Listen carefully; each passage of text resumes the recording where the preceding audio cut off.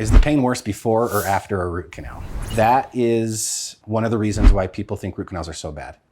You guys have heard me say this before.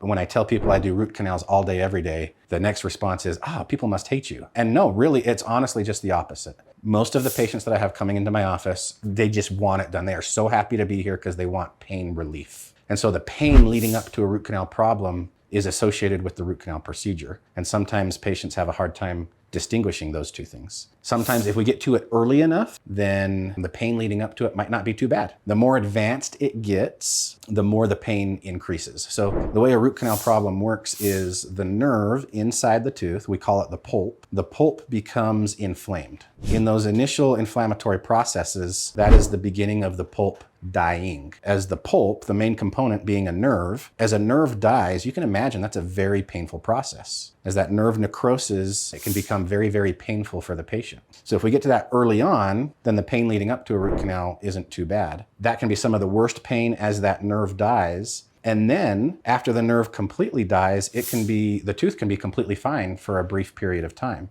until it starts to turn into more of an infectious process. Then after that infectious process sets in, the pain can start to ramp up again as that inflammation and infection starts to spread to the tissues surrounding the tooth, which are highly innervated as well. So most of the time, the pain leading up to a root canal is much worse than the pain after a root canal. Sometimes we get a patient in and the pain is already so advanced that we're not able to turn the pain off immediately. We're able to turn it in the right direction, but because it's already so ramped up, it might take a few days for that pain to gradually taper off. And so the time leading up to it can be very painful, and then the time of recovery can be very painful if we get to it too late. So addressing root canal issues earlier on rather than later is always the better thing to do.